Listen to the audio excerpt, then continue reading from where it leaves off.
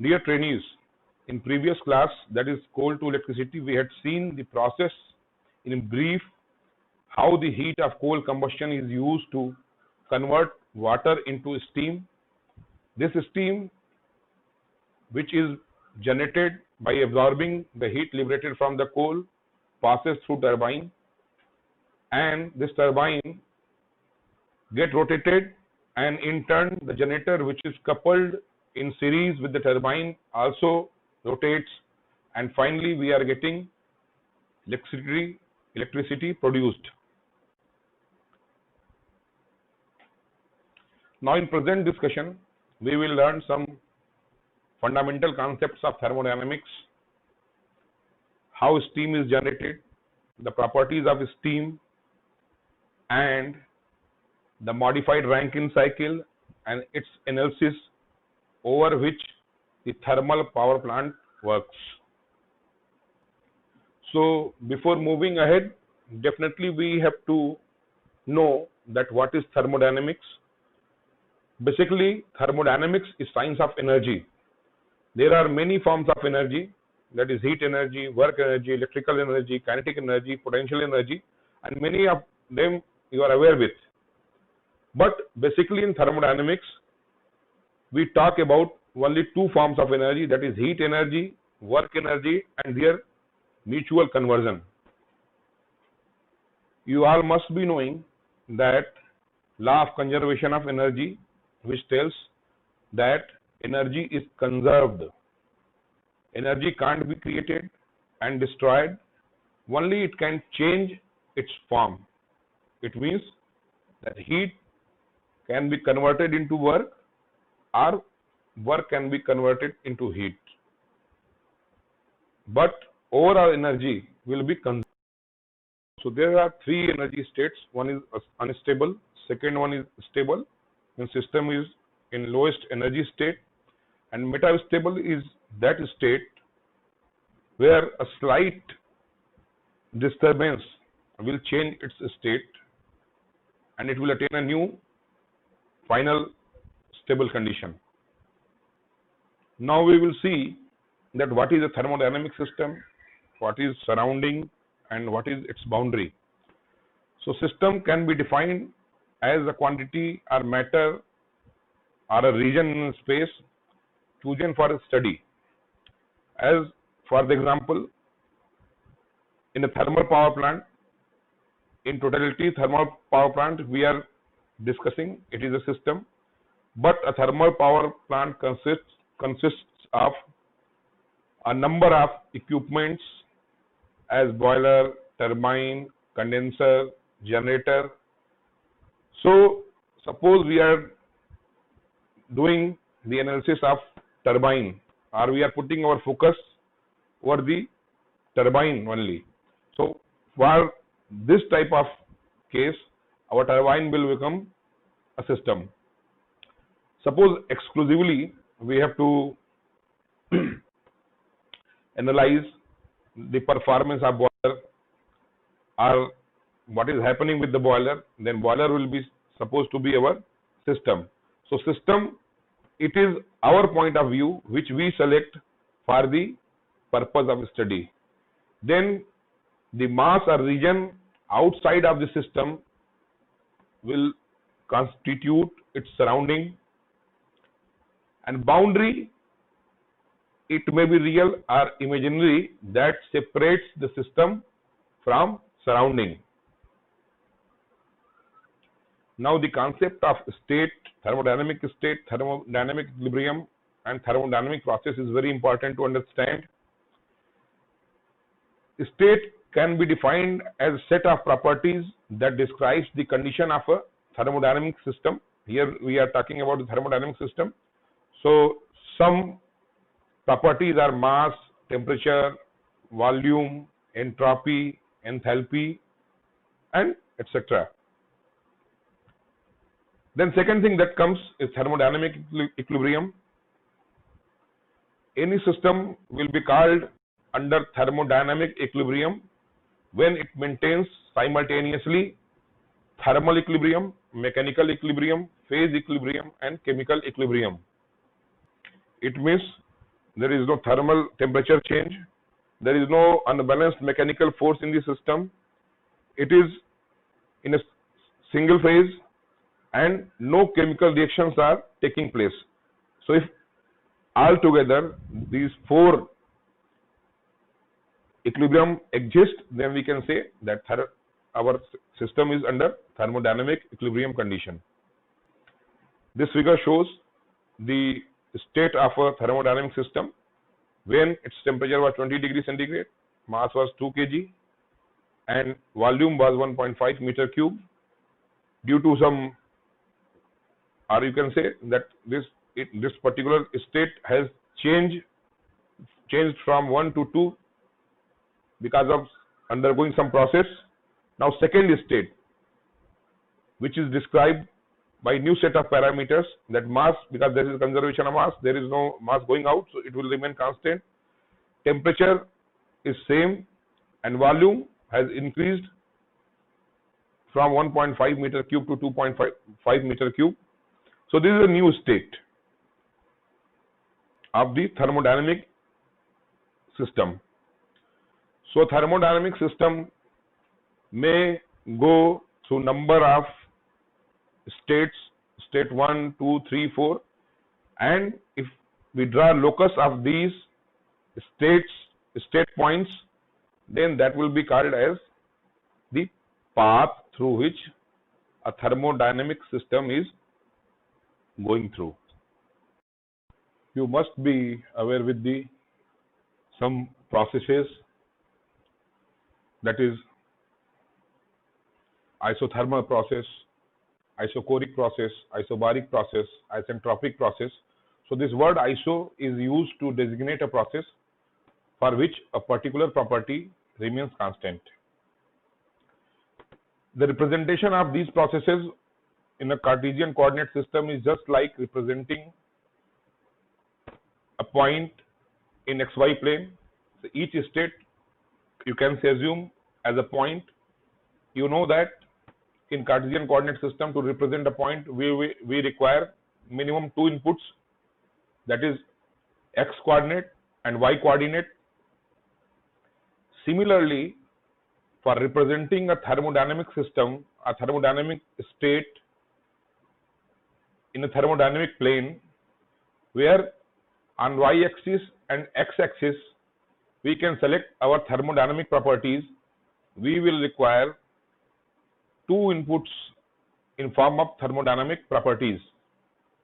As in the present case, we are talking about isobaric process. This is the process where pressure remains constant and change in pressure will be equal to 0. So this isobaric process can be represented by a straight line which is parallel to the axis, which represents specific volume. It is similar as in coordinate geometry. A line parallel to x axis will be represented by y equal to constant. Similarly, for isochoric process, in isochoric process, or that is also known as isometric process, the volume remains constant. So it will be represented by a line which is parallel to the axis representing the pressure value. Isothermal process is the process where the temperature remains constant. For this, we are selecting temperature as a variable on y-axis, and on x-axis we can take anything like specific volume, entropy, and other parameters. So in nutshell, we can say that isobaric process is a process where pressure remains constant. Isothermal process is the process where temperature remains constant. Isochoric process is the process where volume remains constant, and isentropic process is the process where entropy remains constant. I would not like to go much in detail for entropy, but however, entropy is defined as it is the measurement of the randomness of the system.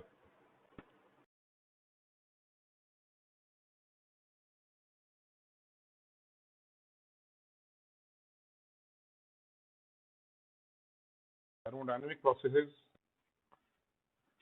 are basically classified as cyclic process, reversible process, irreversible process. Cyclic process is that process in which a system is starting from one state condition after passing through different processes, again return back to its initial state. Then we can say that system has undergone a cyclic process. Now, a reversible process, it is a thermodynamic process. If the process can return back in such a way that both the system and the surrounding return to their original states with no other change anywhere else in the universe. Or you can understand as both system and surroundings are returned to their initial state at the end of reverse process. Irreversible process is that process that cannot return both the system and surrounding to their initial condition. The reversible process is an ideal process, practically which never occurs, while the irreversible process is the natural process and that is commonly found in nature. The generation of steam and conversion of steam into again condensate or liquid form, or rather you can say from liquid to the vapor conversion and again from vapor to liquid conversion of water is a reversible process. It can be assumed as a reversible process. However, suppose we are burning a paper, the paper will become ash. So again, ash can't be turned back into form of paper. So that can be treated as an irreversible process. And irreversibility in the process comes because of the existence of friction in the system. Adiabatic process is that process where there is no exchange of heat between system and surrounding. Isentropic process is also an adiabatic process. Apart from no heat exchange, the entropy of the system also remains constant. Polytropic process is that process which obeys the law PV to the power n equal to constant, and in this process heat transfer is allowed. Throttling process is a process in which there is no change in enthalpy from state 1 to 2 and no work is done. The unit of temperature is degree Celsius, Kelvin, Fahrenheit, Rankine. Mostly in power plants, generally temperature units what we are seeing is degree Celsius or Kelvin, and their conversion is given here in these relations, by these relations. Then common units of energy, that is calorie and joules. Watt is the unit of power, and its unit is joules per second. Kilowatt hour can be defined as energy transferred if a power of 1000 watts run for an hour.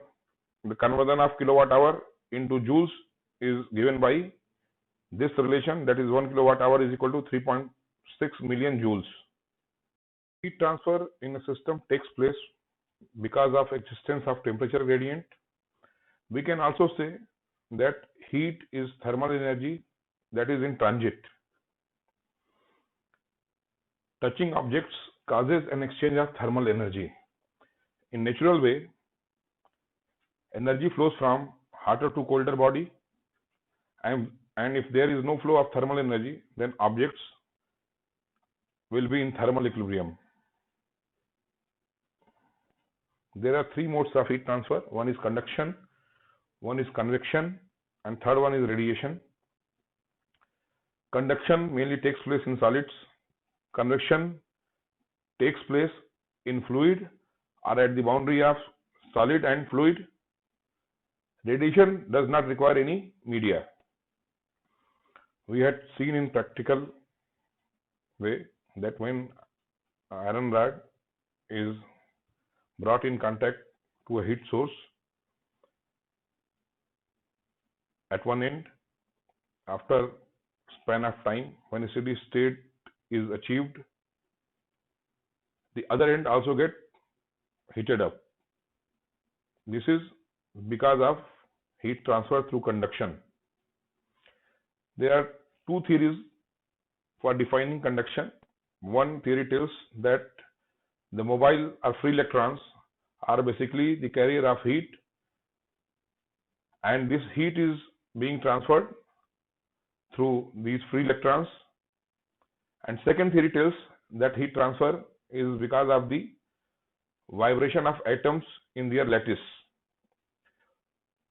So, as we know that electricity is also conducted because of the motion of free electrons. That's why a good conductor of electricity will also be the good conductor of heat, because in both the cases the free electrons are playing major role. Second mode of heat transfer is convection. This in daily life we have seen. The air once get heated up, its density decreases and it moves in upward direction, and it pushes the cold, heavier air having more density to the downward. Because of this, a convective current forms in the system. There are two types of convection. One is called as natural convection, and second one is called as forced convection. The natural convection takes place because of the density difference, and forced convection required some external media for the transportation of fluid. In radiation or radiative heat transfer, the heat transfer takes place by electromagnetic waves. At higher temperature, more radiation takes place. The understanding of the mode of heat transfer is very important, because in boiler or in thermal power plants, basically in boiler, when the heat from the combustion of coal is transferred to the water that is moving in the water valve, so first the heat is transferred through the water valve thickness through conduction, then at the inner wall surface and the water interface, the heat transfer is by convection, and throughout the fluid heat transfer is by convection. Similarly, in first pass, that is radiant pass of the furnace, most of the heat transfer is because of the radiation. Radiation does not require any media. And second pass, mostly where the LTSH and economizer is there, the heat transfer is because of the convection. See the different laws of thermodynamics, and basically we will focus over zeroth law, first law, second law, and its application. So we will start first with zeroth law of thermodynamics. It tells that if there are three bodies, body A is in thermal equilibrium with body B, body B is in thermal equilibrium with body C, then body A will be also in thermal equilibrium with C, and all these three bodies will be in thermal equilibrium with each other. Zeroth law of thermodynamics also a basis for our temperature measurements. The temperature measurement by thermometer is an application of zeroth law. The first law of thermodynamics, which is also known as law of conservation of energy, it tells that heat and work are mutually convertible and they are equivalent. Energy is conserved, only it changes its form, and the change of energy of system is independent of the path taken. But actually heat and work are not equivalent exactly. When we are giving or when that heat is converted into work, before the start of the conversion, some amount of energy is stored in the system as in form of internal energy. Enthalpy is another important thermodynamic parameter. It is defined as the total energy of a thermodynamic system. Enthalpy is given by the expression H equal to U plus PV, where U is the internal energy and PV is the work energy. So from here we can see that total energy of the system is internal energy plus work energy. There were certain unexplained things from the first law due to which the second law was developed or it brought in picture. The first thing which first law tells that heat and work are equivalent, but exactly it is not like that. So second law gives the concept of quality of energy. Quantitatively energy is conserved, but qualitatively it is not like that. Heat and work are of not the same quality. One is more precious, that is work, that is finished form of energy. Second law also gives the concept of high grade energy and low grade energy. Heat is supposed to be the low grade energy, and work and electrical energy, they are categorized as the high grade energy. So the complete conversion of low grade energy into high grade energy is not possible. This quality concept we can understand by a simple example, that 1 kg of cotton and 1 kg of gold, by quantity they are equivalent, but when the question of its cost comes in the picture or the quality comes in picture, so gold is having more worth in comparison with the cotton. Similarly, the work has more worth in comparison with the heat. So a number of heat units are required to generate 1 unit of finished form of energy. Here that can be work. Second thing, first law never tells about the direction of flow of energy. And third thing is, which second law gives, it gives the concept of source and sink. It means that there should be some source from where that our system takes heat. Some portion of that is being converted into useful work and the remaining is exhausted in the sink. So the process must satisfy the first law in order to occur. Satisfying the first law alone does not ensure that process will take place. Second law is useful in understanding that it gives means for predicting the direction of process, establishing conditions for equilibrium, determining the best theoretical performance of cycles, engines, and other devices. So thermal power plant is also a type of heat engine. It also tells about that naturally energy flows from high gradient to low gradient. But if the reverse we have to do, some external work has to be done over the system. So those were what we discussed earlier, were basic thermodynamic concepts, and one must have the fair idea about those concepts to understand the things what we are going to discuss here. For this you can refer any good thermodynamics book to just clear more concepts and develop a better understanding of the subject. As by now we are aware that the motive force for rotating the turbine comes from steam. So here we will see that how steam is generated, types of steam, some critical parameters. Steam is generated from water. Water is also called pure substance.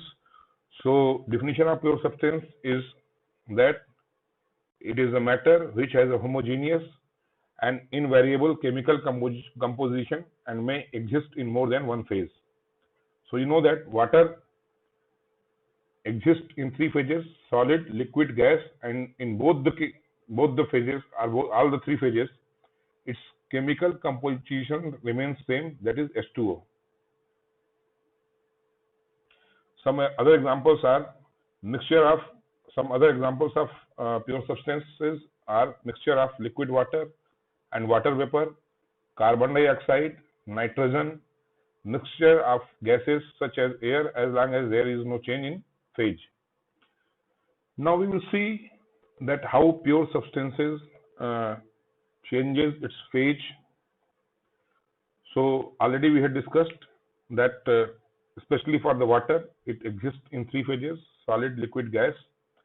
So there are many practical situations where two phases of a pure substance coexist in equilibrium. As example, water exists as a mixture of liquid and vapor in the boiler drum. Boiler drum's purpose is to separate the vapor water, or rather you can say the water in vapor phase and water in liquid phase. So solids are having stronger intermolecular bond, liquids are having intermediate intermolecular bond, means the binding energy between solid molecules are more. Liquids are having, comparatively to solid, a lesser intermolecular binding energy, and gas are having very weak intermolecular bond, so that's why you can see that they can move. So we can say that gas molecules are having more degree of freedom in comparison with the solid and liquid. We will learn that how water changes its phase from liquid to vapor, or how that steam is generated. So here we are taking the case that in a vessel, water is at 20 degrees centigrade and it is under a constant pressure of 1 atmosphere pressure. So all of us know that at 1 atmospheric pressure, water boils at 100 degrees centigrade. So here we will see exactly when we start heating the water which is at 20 degrees centigrade, what happens, how the things takes shape, that we'll try to understand. So initially, when water at 20 degrees centigrade under 1 atmospheric pressure is heated, its temperature from 20 degrees centigrade liquid to 100 degrees centigrade liquid becomes. This we can see in this diagram that from state 1 it reaches to state 2 at 100 degrees centigrade. So this point 2 is known as saturation point of liquid. You can see here there is a boundary. So this line is saturated liquid line. This is your saturated vapor line. This is subcooled zone. This is superheated zone. So when water is heated from point 1 at 20 degrees centigrade, first it reaches to its saturation temperature of 100 degrees centigrade at 1 atmospheric pressure, and the phase remains liquid itself. So this process of 1 to 2 is known as sensible heating. Sensible heating means the phase remains same and the temperature changes. So you can see from here that at point 1 the temperature was 20 degrees centigrade. At point 2 it has become 100 degrees centigrade, means all the molecules of liquid water has attained a temperature of 100 degrees centigrade, that is saturation point at 1 atmospheric pressure. Now you can see the state 3, which is represented here. After reaching the water sample at point 2, that is at saturated liquid condition, further if we are heating the sample, then in between this point 3 is there, so water now start changing its phase from liquid to vapor. So point 3 is some intermediate position where you can see this in between zone. This in between zone is known as wet zone. So this is total liquid, this is saturated liquid line, this is saturated vapor line, this is superheated zone, and in between this zone is known as wet zone. So the condition of or the state of water at point 3 is the mixed phase. It is partial liquid and partial vapor. So this is also seen here that some portion of water is still existing and some portion of the water has been converted into vapor. So liquid water has been converted into vapor. Now when we further heat our sample, so this point, the water from point 3, it reaches to point 4 condition. It means all the liquid portion of the water sample is now converted into vapor, and at point 4, because this falls over the line that is known as saturated vapor line, so the condition of our sample at point 4 will be, that is dry saturated vapor or dry saturated steam. Now water at that sample, the substance at 4 is in vapor condition. So now further when we are applying heat, this can be shown from here. So already all water molecules has changed its phase from liquid to vapor while reaching to 2.4. Now further heating, it will again start its sensible heating and its temperature increases and phase remains same, that is vapor. So at point 5, the steam or vapor is in superheated condition.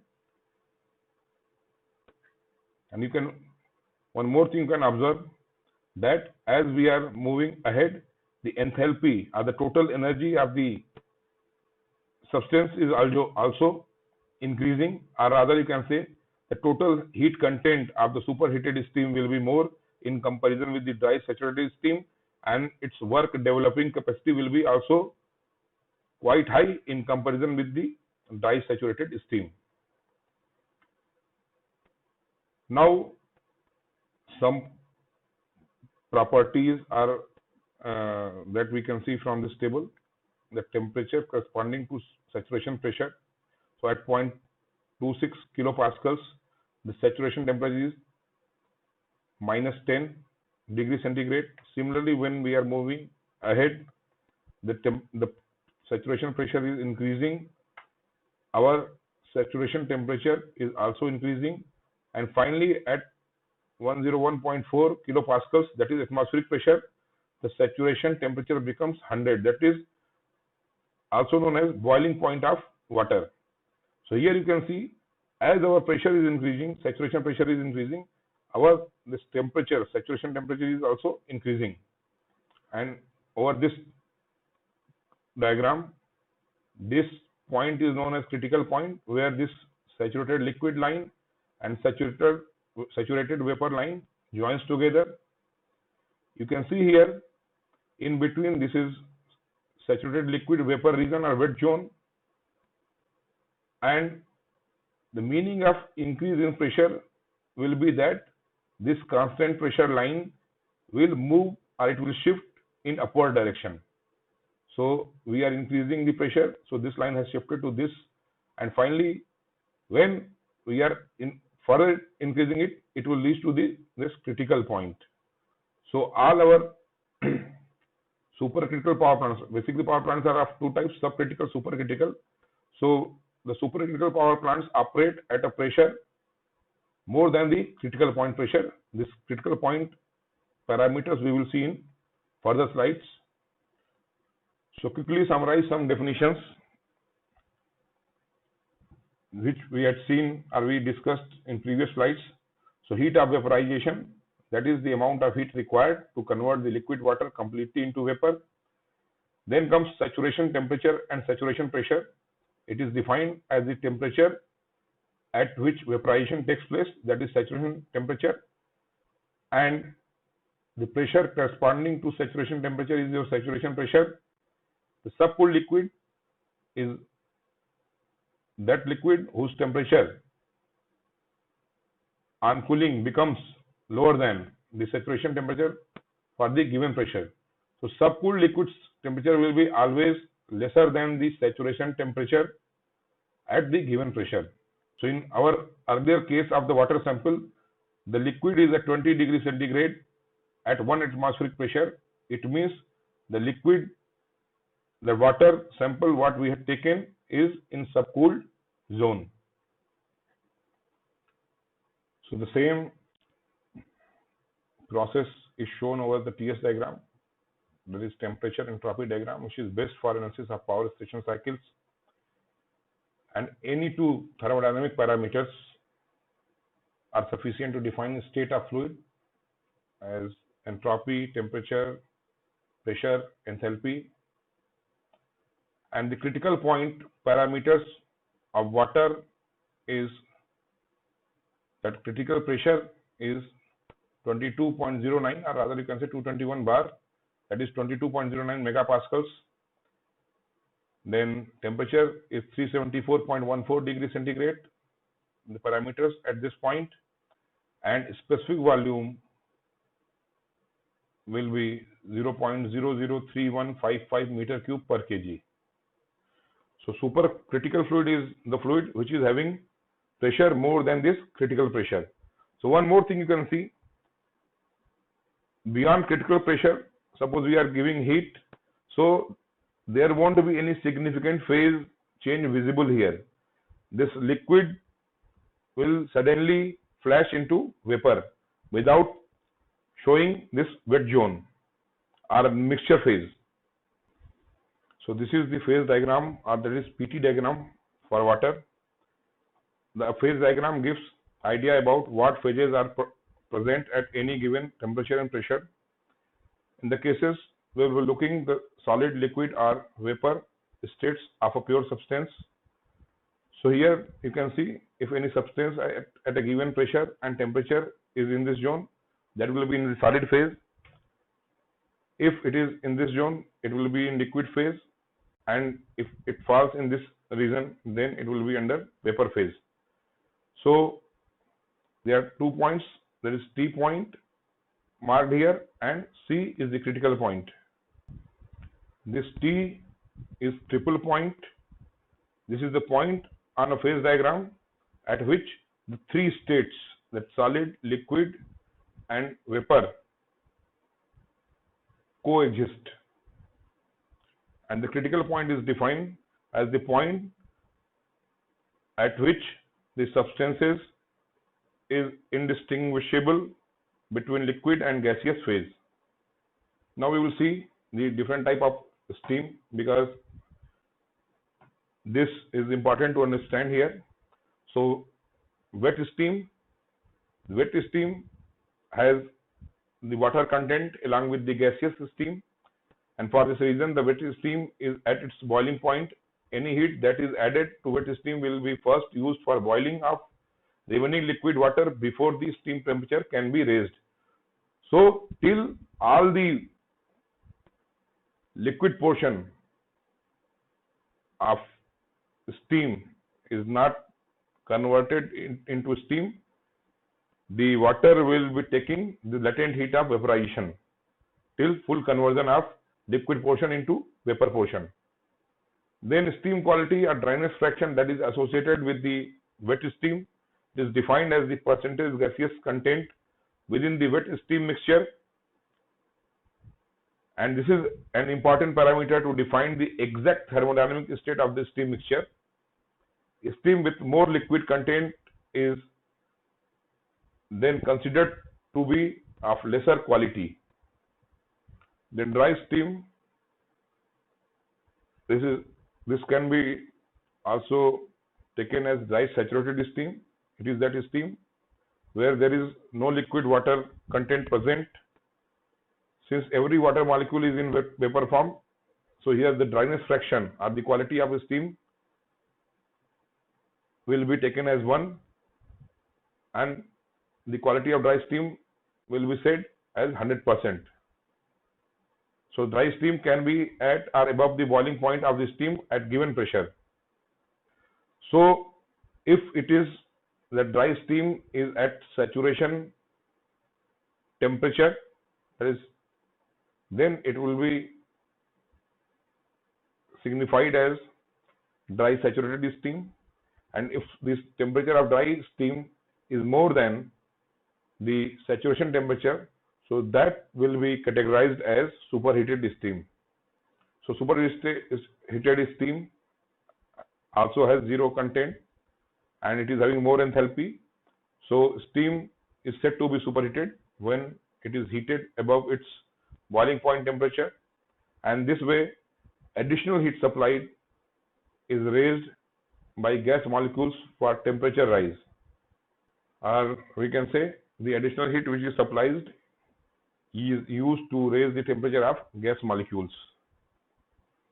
Whenever dry steam at the boiling point is needed, a steam desuperheater can be used to bring down the steam temperature at around 3 degrees centigrade above the boiling point.